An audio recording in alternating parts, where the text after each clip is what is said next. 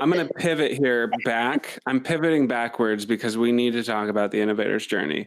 Uh, Yes. Well, I turned myself into a talking shark at one point. we're doing loops. It's iterative. It's fine.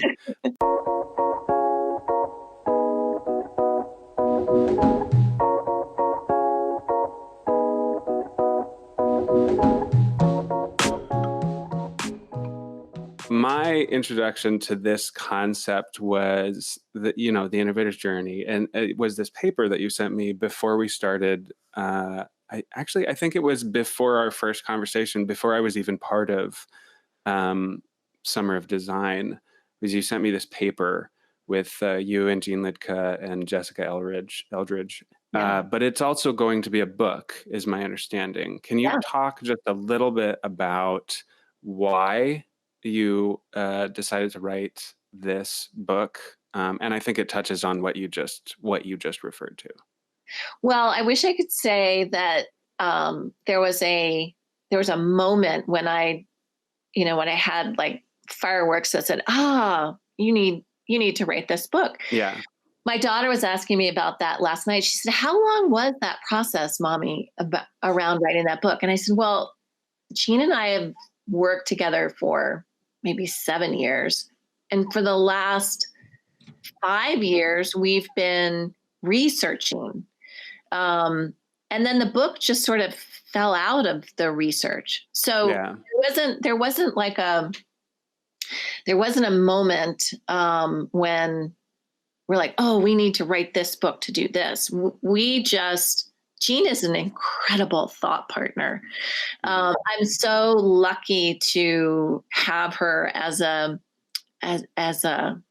sounding board and as a curiosity partner who Yeah.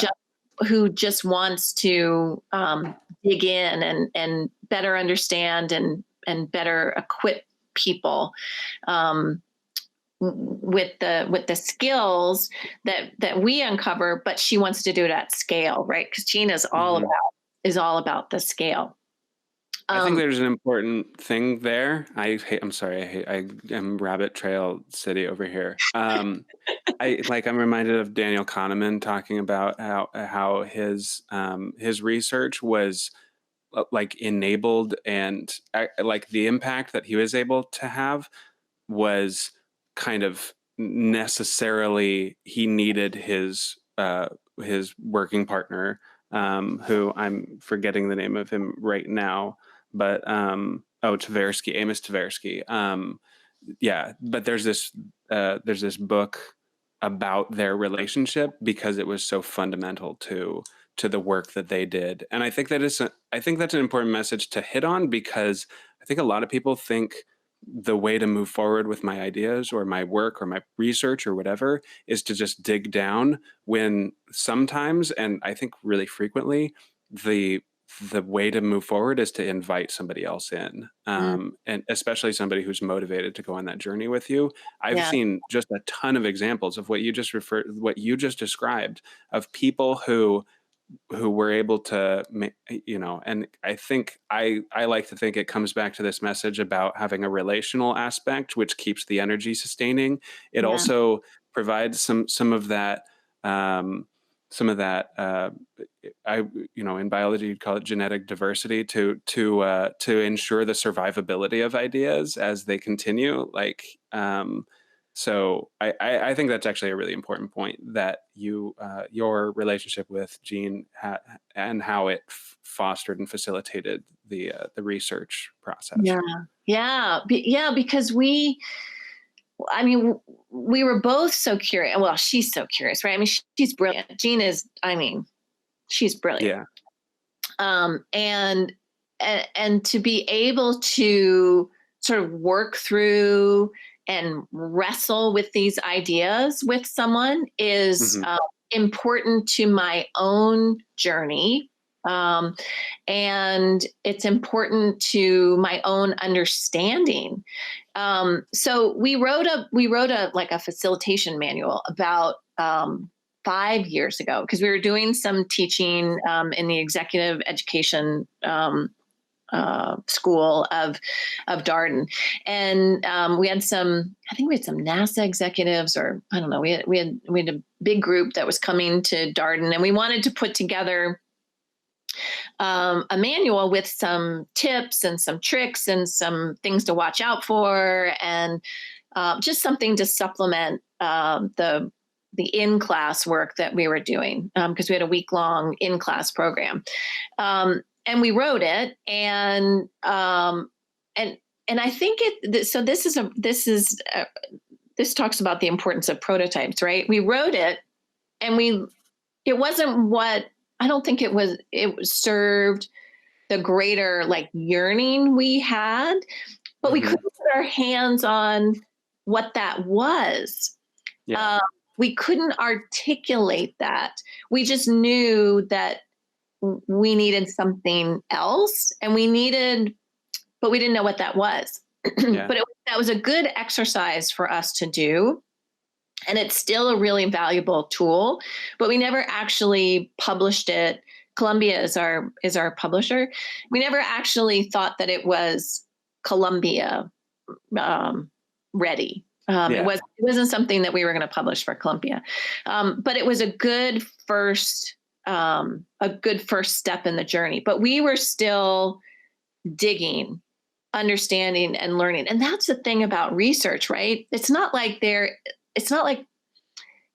end point is over there and you can see it. You don't know what threads you're going to pull to uncover what it is you're looking for. So we didn't know. Yeah. So we just kept going on the journey. And then let's see, did we have another book in mind? I'm not sure if we had another book. I mean, I don't think we did, but we kept digging. And for me, working with Summer of Designers, one of the sort of big questions that I had was, and I do these weekly journals, these weekly reflections, so that I can, understand people's experiences and provide them very specific advice about where they are on their own journey. Mm-hmm. And so I would get these journals back, and somebody would have a 10 experience on a scale of 1 to 10. They would have a 10 experience. Like, this was amazing. I had the most incredible week. I had all these ahas. This was incredible. And then I get another journal that somebody said, well, I had a 4 week.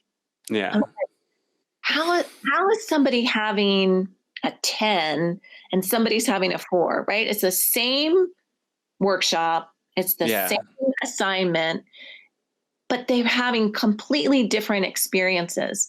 And so Gina and I spent a lot, and she uses reflections in her MBA class and was getting the same thing, right? So it's like people had 10 and somebody would have a 4, right? And so we spent a lot of time just like trying to figure out what was going on. And we talked to a lot of people, and I talked to, oh gosh, no, I can't remember his name, this awesome guy who was doing a lot of work for the Marines. Mm-hmm. And he said, he introduced us to Emergenetics, and which is a tool that can help you understand how people approach innovation.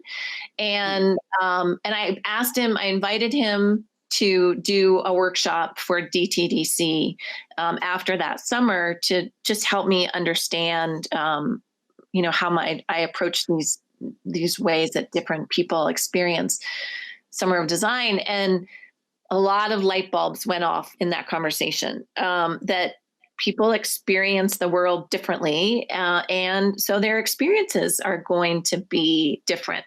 And we use the DISC in Jean's MBA class, the DISC tool.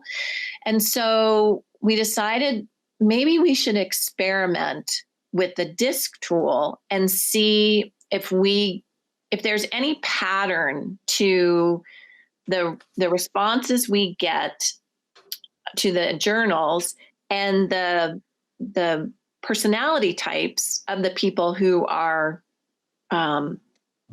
experiencing it. And sure enough, we started to see a pattern. We were kind of blown away. And and different personality types were experiencing different things at different moments of innovation. Yeah. Um, and so we started doing some quantitative analysis and found there was a very predictable pattern to how people were experiencing innovation, um, that we needed to share with others. And I think it was at that moment that we started to think, wow, this is important. This is an important contribution. Um, Yeah. I love that that idea of not. I mean, you can't. When you say you can't pinpoint the idea, that when the idea emerged, it reminds me of Stephen Johnson's in Where Good Ideas Come From. He talks about the slow hunch, like this process of years or even decades sometimes, and even stuff that we thought was an epiphany for people was in fact this thing that kind of iterated, sometimes subconsciously over time, and the fact that it was facilitated by self-reflection, and you keep coming back to self-reflection yeah, using journals, for yeah, example, yeah. as a really key component. So there's this thing that I've been exploring, in it's related to how you navigate complex systems, and in the Kahneman framework, by Dave Snowden, he talks about navigating complexity. You need to do first you probe the system, and then you sense based on your interaction with the system. Mm, You're able to sense things about it that then allow you to respond, which is different from like an ordered or predictable system, which is you just have to categorize and sense and then respond, or you just have to analyze what's happening and then respond. Um, this idea of self-reflection is like a self-ethnography. It's like this. So when you're having a slow hunch, or even organizationally, like as somebody who writes a lot, I am of the opinion that an organization that is not self-reflective in some way, that doesn't do its own journaling, and the way that is not going to be innovative, right? mm, You're not going to be able to capitalize on those subconscious slow hunches, or those subconscious insights that just need room to breathe. um, I think we have this sense that we are too consistently the same mind over a long period of time. But mm, when you write, you realize I'm not the same person. I don't have the same thoughts or feelings about this subject that I did just a few months ago. yeah, And writing about things has been one of the best ways for me to realize that. yeah. I'm like writing on a subject, and then I'm like, wait, why am I writing differently about this? I didn't realize that my perception had changed. So Mm, one of the big takeaways that I would take from what you just described is that as individuals, like self-reflection, just reflective exercises are essential. Like you need that. And then as an organization, you need some kind of like journaling practice, some kind of self ethnography, that allows those insights to emerge from individuals or from the larger collective consciousness. And one of the things that bothers me about the Air Force right now is that we don't have a writing culture. mm, I am just such a minority in the sense that I'm an NCO who writes things publicly. There are just not that many of us. And I think that that says something really important about how capable we are as an organization of self-reflection. There are others, but it's not like you see with, for example, journalism in culture, right? mm. In society, which is a form of ethnography, which can allow those hidden insights to reveal themselves. So that is a particular point that I've been just coming back to over and over the last like 2 years or something. Yeah. Well, I mean, as I've explained, right, those journals have been so important for me personally. Yeah. Um, but it also, of course, it's been important for me professionally to think about how to help people. I feel so privileged to um, be privy to people's own journal reflections, right? Yeah. Because that's how I think people can try on new behaviors and mindsets and Hmm. become something new. Because Yeah. one thing to do it, it's another thing to self-reflect on that doing Yeah. and make the connection that you have been transformed by that experience. Because it's possible to just do it and if, without the reflection, you may never make that connection, right? Yeah. Yeah, absolutely. And also, like, one of the, I was really excited when I read the paper on the innovator's journey, because one of the things that I recognized was one of the things you hit on pretty early on, which is the skepticism about design thinking. Hmm. There's a very popular, it it's a great way to get your Medium article like hits, is to trash design thinking. Just like just like it's a great way to get hits trashing the agile mindset, or the or modern agile practices or whatever. It's and I think that I think that there's a common pattern here, which is that an insightful new method emerges, and then it becomes systematized. And when it becomes systematized, it loses a lot of the insights that make it powerful. And then it starts getting packaged as a quick fix or a plug and play.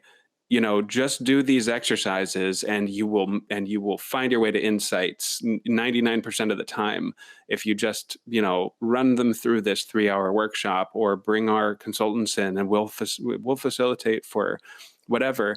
What I got the impression was we were selling the design process wrong, Hmm. and maybe even to ourselves, right? Yeah. And so I really glommed onto that. And what I saw in what you wrote was some really much deeper insights into that this isn't just a framework. It's also, there's much more going on within the individual activities. And if you don't understand what's supposed to be going on, this is one of my favorite things about what we're doing at Summer of Design right now, which is getting those, what are you supposed to be experiencing right now? And that's really helpful for me as a, like, I'm a mentor on my team, and I know, you know within my own practice, and I'm trying to help people become facilitators of like, facilitated discovery sessions. I have a hard time verbalizing what the experiences we're supposed to be having. Yeah. And that's what I saw in there. Cause there's like this esoteric, you know, it's like the secrets of the secrets of the keepers of the truth, or whatever. Are facilitators, are these people that have this esoteric knowledge of what the dynamics are supposed to be like. But I Yeah. think that what you hit on is that those can in fact be verbalized. Yeah. And so I would love to just um, really quick go through the difference between the steps, which we talk about in design thinking, and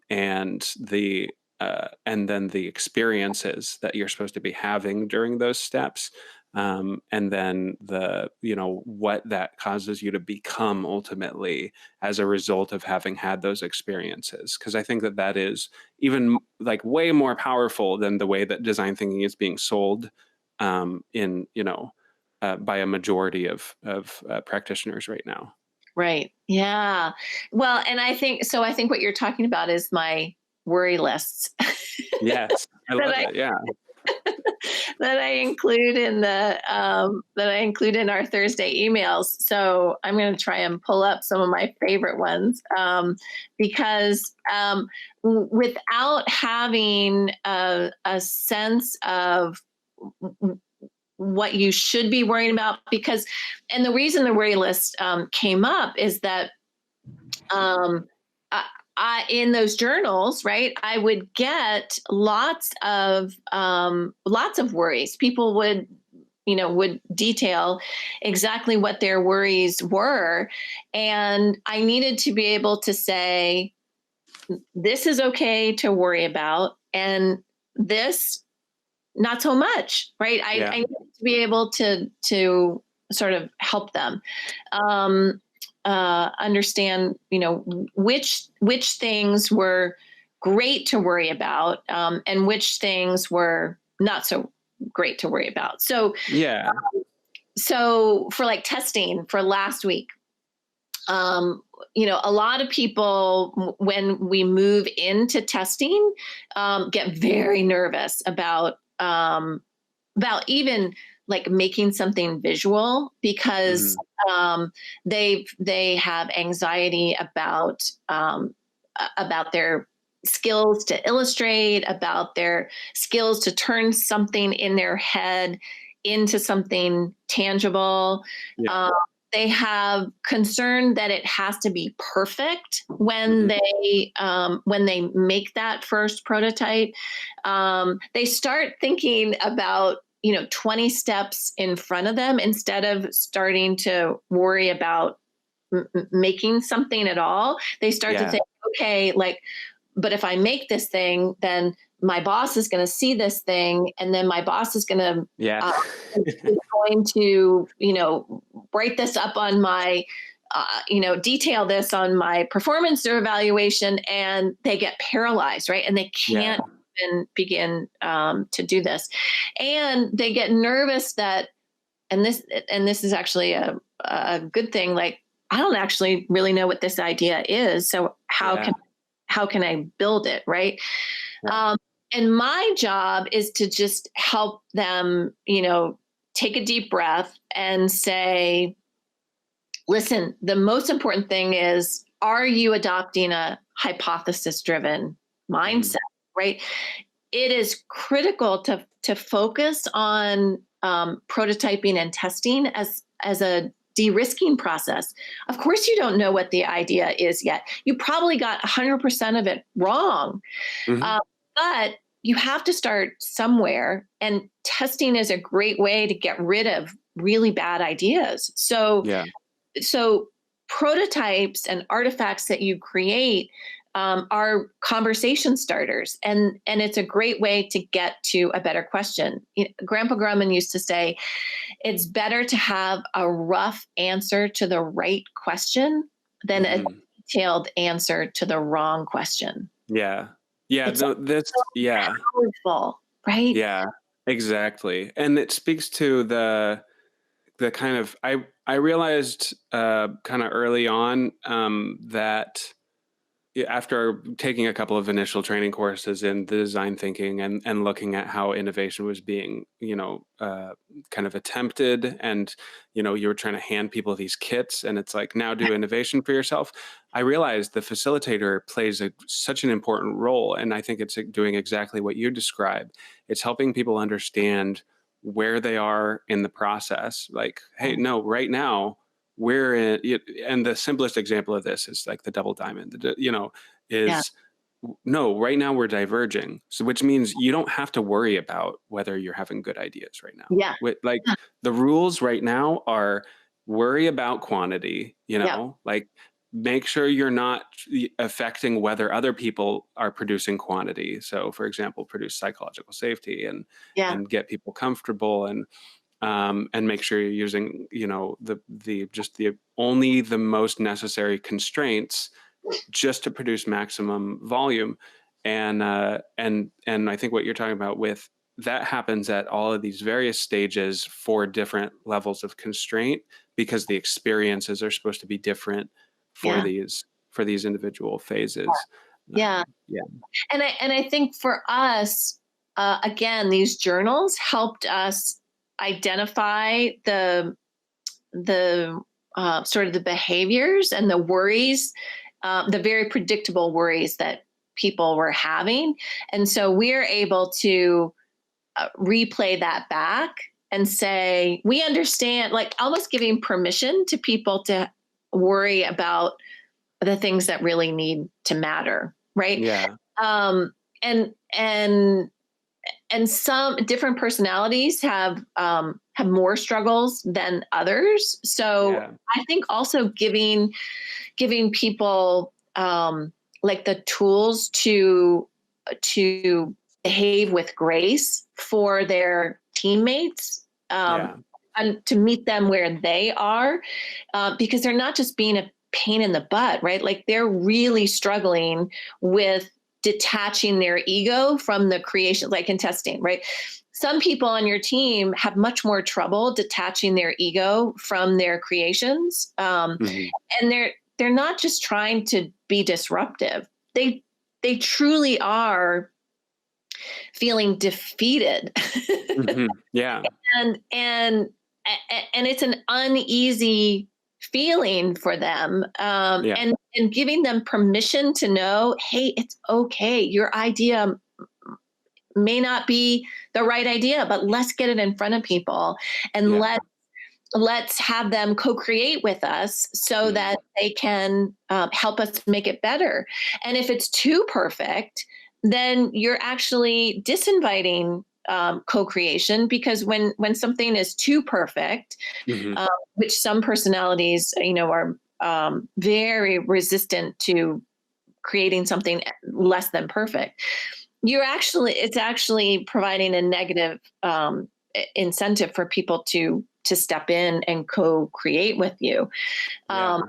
Yeah, so high resolution prototypes don't really invite co-creation, do no, they? That no, never really even occurred to me that, yeah, and it's good. Initially I thought this idea is sufficient on its own, just the journey without the types of people. mm, But I, the more that I think about it and the more that I watch what's happening in, Summer of Design, the the experiencing and becoming aspects are being different for different types of people makes yeah, it kind of necessary that you pair these two concepts together. yeah, What you're talking about, emergenetics. That's a funny term. yeah. I know it sounds very, I don't know, Yes. sciencey something. I don't know. Yeah. Uh, Um, yeah, I yeah, love that. yeah, and also just I think it helps. I think it helps develop, build grace. Like I said, I think it helps. Um, it helps people who are trying to facilitate these conversations recognize what they can expect, Hmm. and um, and equip them with, um, I don't know, like a backpack to help get that person on their journey. We often joked about, a metaphor for our work is, like drivers in a car. You have four different. We've identified four different types in our work, Yeah. and so we have four different drivers, sitting in a car, and different personality types are going to drive that car at different stops along that journey, Hmm. uh, because oftentimes, the true innovators on a team often get put in that driver's seat for the whole project, Yeah. because there are personality types that are pretty comfortable with innovation the whole journey, right? Yeah. They can deal with ambiguity. They can, they're just very comfortable. But putting them in the driver's seat for the whole for the whole trip doesn't allow them the regeneration that they need to contribute positively to the whole experience. And there are other people on the team who maybe are not so comfortable at the beginning of the journey and Hmm. really want to jump out of the car after, like, especially my analysts, or are not so comfortable with discovery. Yeah. They're amazing at testing, but they often want to jump out of the car when we get to discovery, because there's so much ambiguity. There's Yeah. so much. There's such a lack of structure. Just even a willingness to deal with qualitative data is so Hmm. discomforting to them, that they want to jump out, right? So what we hope our book will do is give them the creative confidence that, hey, this is going to be uncomfortable for you, and that's Yeah. okay, right? Here's what you're probably feeling, and that's Yeah. okay. But if we can meet you where you are and keep you in the car and keep you on the journey, by the time you get to testing, you are going to be a part of the process. And you may have been kicked out by your teammates in the past because Mhm. it was so uncomfortable for you, right? I Yeah. mean, we find that a lot of analysts get kicked off teams because they can be such a pain in the butt at the Yeah. beginning of innovation, right? They can be discouraging, they can be disparaging about the use of qualitative data. Yeah. Um, but they're so critical to a high performing team, and the diversity of viewpoint that they bring and the rigor with which they are able to test ideas is critical for your idea to make it to implementation. And without Yeah. those people, then your idea is likely to just fizzle and die. Yeah, um, absolutely. yeah, I'm like reminded a lot, I have this concern with the innovation space that we're only inviting the wrong people into the room. Just constantly. I'm like, or even it's the way that we're inviting people, only the people who are going to be successful at, for example, maximizing empathy. Those yeah, are the only people who are coming to the table. And those people are great for the immersive process and sense making in, like in the identifying insights about people. There are people who thrive, and I'm one of those people. Like I love having in-depth conversations with people, and then figuring out what their personal experiential cognitive and emotional journey is yeah, through the over the course of a day. I really enjoyed that process. So if you invite me into a conversation where we're going to be designing things for human beings, I'm like, yeah, count me in. I'm all about that. But that affects who I am and how I relate to my team that I'm trying to facilitate, which means that I'm going to be less welcoming and less empathetic to those types who are not as good in those mm, phases. So I think that what you've hit on here is really important. So one of the reasons that I was asked to like get this interview done is because we're looking at in this project, we're looking at standing up what the design strategy, the design education strategy should be for this massive organization. And and one of the people who's kind of leading that effort is a friend. You might be familiar with him, Jason Toga True. Um, he wanted to make sure that everybody got this mindset, this understanding of both the personality types and also the journey of the design process. And honestly, one of the most profound things about the concept of the journey is, to me, is, and it really, it was something I realized that, like, turn on a light bulb when you said sometimes people get to the end of the process and then they have to suddenly pivot and go to different ideas. mm, And the reason is because this whole process of developing a solution for human beings, it wasn't, what they did as they were creating things. They were creating things that had maybe potential to be the valuable end product, but mm, at the same time, they were becoming people who were capable of creating something for these people so like the immersive gathering data process, for example, like that, it seemed, I realized, um, you have to look at it not as just we're trying to figure out what the information is that we need. Like, yeah, we're not just trying to gather the ingredients and put them into the machine. right. I am the machine. And so I have to put that information into my head. And through that, I become somebody who is capable of achieving insights about the people I'm designing for. Yeah. Yeah. And that may not happen until, a couple weeks Yeah. beyond that point, right? Like the point of immersion is to really step into someone else's life and to Hmm. separate your own life experience from what they're experiencing, right? Like Yeah. one of the ways I describe this is a couple years ago, we were working on a challenge to think about how we might support survivors of domestic violence.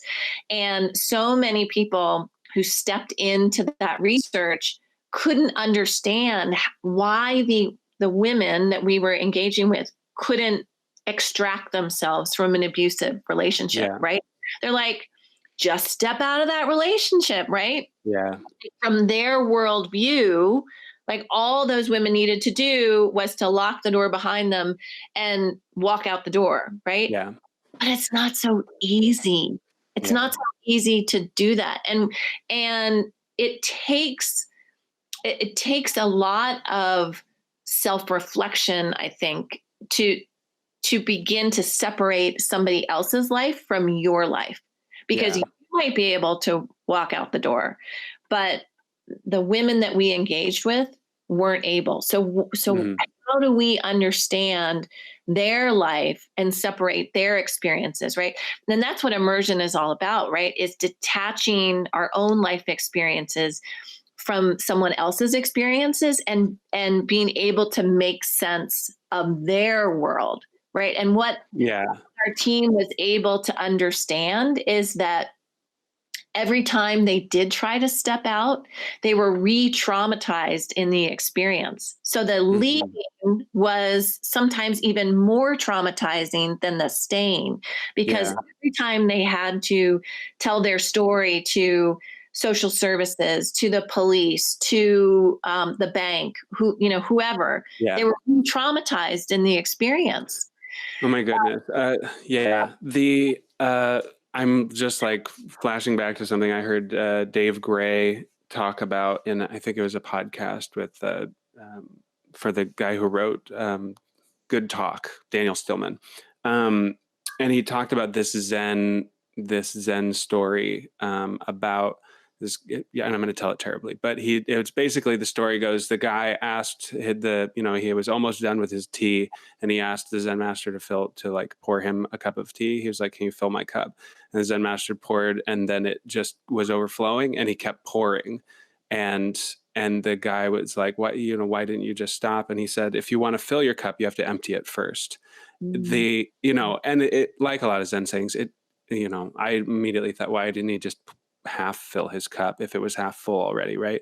But the message there being, you can't actually fill your mind with somebody else's experience until you empty your own first. There has to be a process of letting go of all of my assumptions about the world and allowing the experience of the people that I am designing for to fully and completely inform the way that I design, what the thing that I'm trying to do to solve something for them, Yeah. which it seems counterintuitive, I think, especially for people who are used to just simply drawing on their own expertise or Yeah. their own experience to Yeah. patch the world together around them.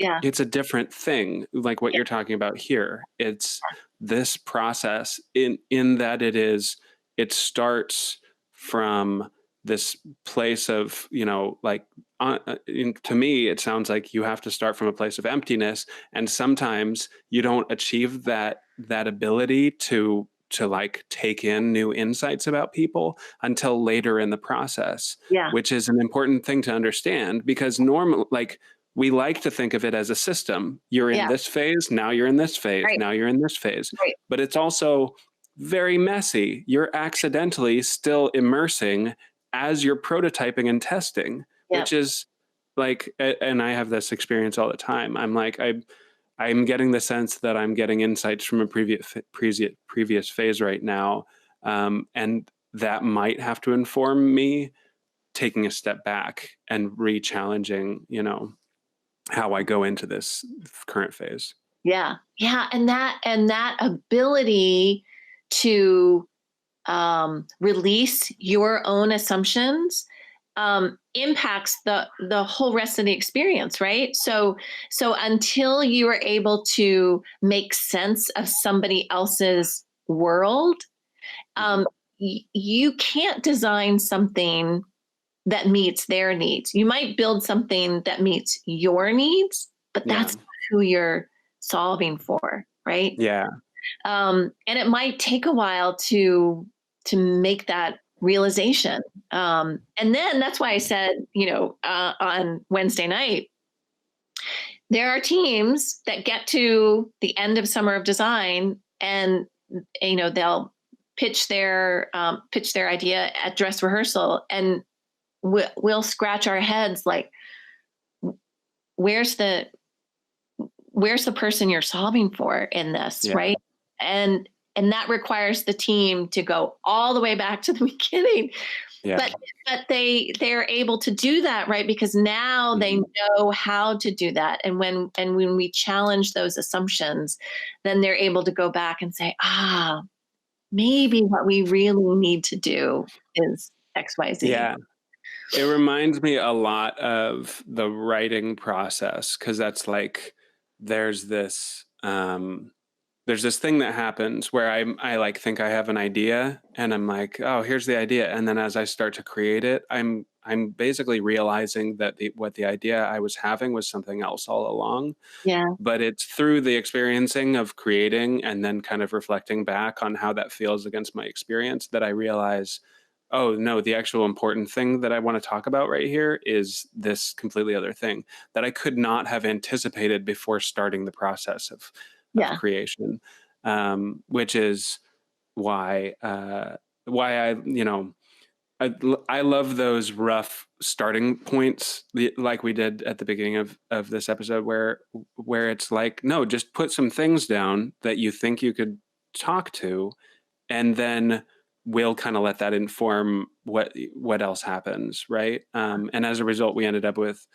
like an hour of just talking about these really important things about design and the experience of, what just amazing insights into things people need to consider for the design thinking and like discovery processes. But I'm glad we were also able to touch on the innovator's journey, because I think that is, I'm so excited for this book to come out, because it's one of the most profound things I've read, just that one paper on the Oh, subject of design thinking. And it represents for me kind of a missing piece that I haven't seen reflected yet.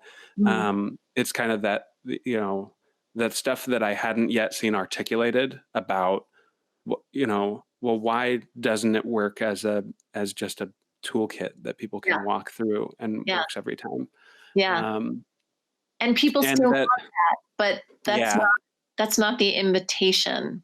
Yeah. And also, I think that the reaction from a lot of people, and I've talked to a lot of like long-term design practitioners who their instinct is then to be gatekeepers to the mm, field of design. Their mm, instinct is, oh no, this is way harder than you think it is. You need to go now on a multi-year journey before you could even call yourself competent in these things.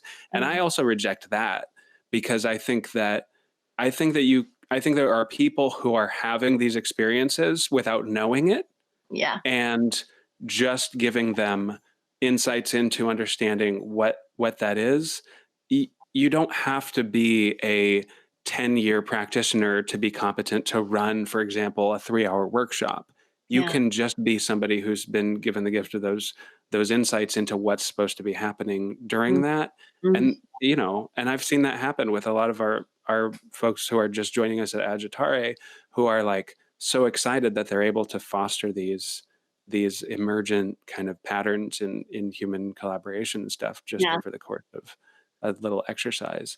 Yeah. Um, Yeah. And we hope that it will demystify yeah, design and um, what the experiences that we hope people will have, and the experiences, if you are truly having the experiences that we describe in the book, you can't help but become a new hmm, person, right? yeah, If you yeah, are challenging your own assumptions, if you are visualizing things, and making them tangible and concrete so you can immerse somebody into a new future, you are going to co-create with someone in the process.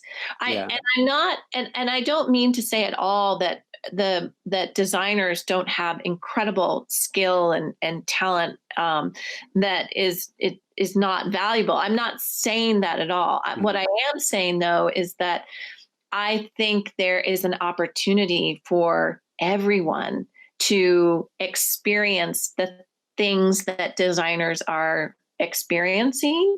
yeah, Um, and to demystify what that is, and to democratize the use of Hmm. design, because Yeah. I don't think you have to be an expert to use design. I think you do have to be experiencing these things that we write about in the book, so that you can become a new person. But I don't think you have to be a designer to, a Yeah. big D designer to do that. Yeah. Yeah. Is there anything else you would like to touch on before we end our now almost 2 hour session? I am so excited. Thank you so much for spending the time.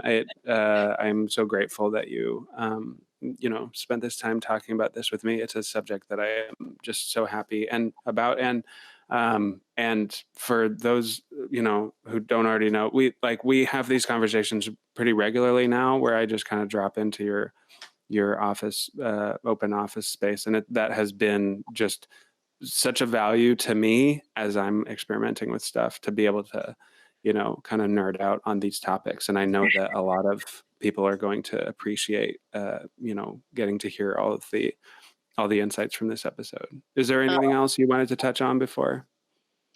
Well, just to say thank you. And I can make the paper available to your listeners if there are people that are interested in a copy of that paper. Our book will be out in 2021 if all goes well. We hit the send button on our first draft to Columbia on Thursday. Wow. So it goes out for peer review, and then we send our final copy in November after we make all of our edits, and then it should be in the warehouse next April 2021. So Wow. yeah. I am so excited, and we'll definitely be pre-ordering that as soon as there's an opportunity to. Yeah. All right. Well, thank you so much. It's been just a fantastic way to start my day, and I will see you at Summer of Design very soon. Yeah. Thanks, All Daniel. right. Thanks, Okay. Karen. All right. Bye. Bye.